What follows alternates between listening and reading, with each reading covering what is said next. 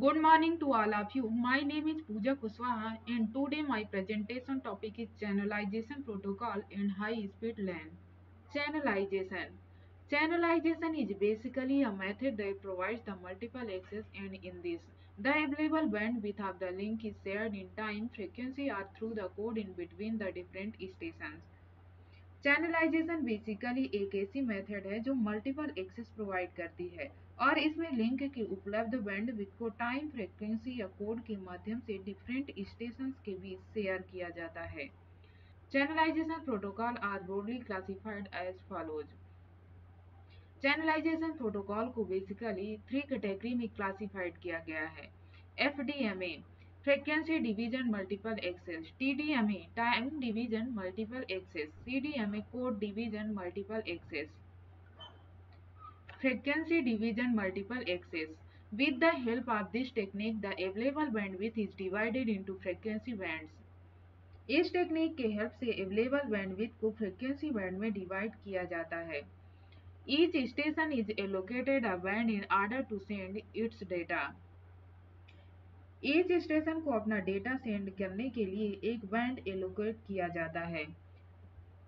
In other words, we can say that each band is reserved for a specific station and it belongs to the station all the time. या other word में हम कह सकते हैं कि प्रत्येक band एक स्पेसिफिक स्टेशन के लिए रिजर्व्ड है और यह ऑल टाइम स्टेशन का होता है। सेकेंड है time division multiple access. Time division multiple access shared medium network के लिए चैनल तक पहुंचने का एक और मेथड है। With the help of this technique, the stations share the bandwidth of the channel in time. इस टेक्निक की हेल्प से स्टेशन टाइम पर चैनल की बैंडविड्थ शेयर करते हैं। A time slot is allocated to each station during which it can send the data. प्रत्येक station को एक टाइम स्लॉट एलोकेट किया जाता है जिसके दौरान वह डेटा को सेंड करता है। Data is transmitted by each station in the assigned time slot. प्रत्येक स्टेशन द्वारा असाइन टाइम स्लॉट में डेटा ट्रांसमिट किया जाता है। When using the TDMA technique, then each station needs to know the beginning of its slot and the location of its slot. TDMA technique का use करते समय प्रत्येक station को अपने स्लॉट की बिगनिंग और उसके स्लॉट के लोकेशन को जानने की आवश्यकता होती है। Examples of TDMA: Personal Digital Cellular Integrated Digital Enhanced Network, Universal Terrestrial Radio Access. Third, code division multiple access. CDMA code division multiple access is another technique used for channelization. CDMA channelisation के लिए use की जाने वाली एक अन्य technique है। CDMA technique differs from the FDMA because only one channel occupies the entire bandwidth of the link. CDMA technique FDMA से different है क्योंकि केवल एक अन्य चैनल लिंक की पूरी बैंडविड्थ को कवरेज कर लेता है। The CDMA technique differs from the TDMA because all the stations can send data simultaneously as there is no time sharing.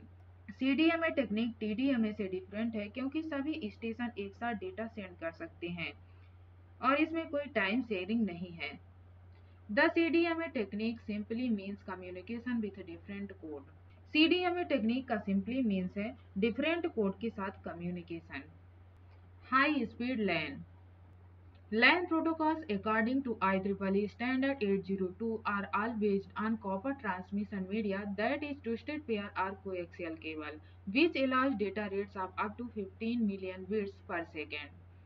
LAN के अंदर हम कॉपर ट्रांसमिशन मीडिया का यूज कर रहे हैं और इसकी स्पीड 15 मिलियन बिट्स पर सेकेंड है। This is too little if special applications like picture or video processing are running or mainframes or many computers should be integrated into the LAN. लेकिन ये स्पीड कम होती है जब हम पिक्चर या video की प्रोसेसिंग करते हैं।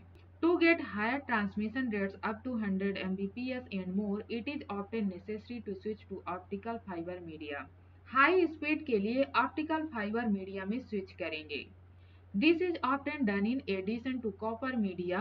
According to the needed performance, devices are connected to different tiers of LAN, not to a single local network. यहाँ पर LAN को अलग अलग टायर्स में कनेक्ट करते हैं। हाई स्पीड के लिए एक सिंगल LAN के अंदर डिफरेंट कैपेबिलिटी प्रोवाइड करने से अच्छा है हम LAN के अलग अलग टायर्स को अलग अलग जगहों पर यूज करें। These tiers provide the necessary performance for the devices connected to them. Thus, a device with low performance needs can be connected to a slower and cheaper LAN. इससे क्या होगा, जिस भी डिवाइस की रिक्वायरमेंट कम है उसमें हम लो क्वालिटी का लैन यूज करेंगे और जिस डिवाइस की रिक्वायरमेंट ज़्यादा है उसमें हम हाई क्वालिटी का लैन यूज करेंगे। The single LAN tiers are then interconnected, which is more cost effective than using a single LAN, fulfilling all possible performance needs. और इसके साथ ही अलग अलग टायर्स को एक साथ इंटरकनेक्ट कर देते हैं, जिसकी वजह से एक अच्छा कॉस्ट इफेक्टिव लैन तैयार हो जाता है। इस तरह से लैन की स्पीड बढ़ाई जा सकती है। Thank you.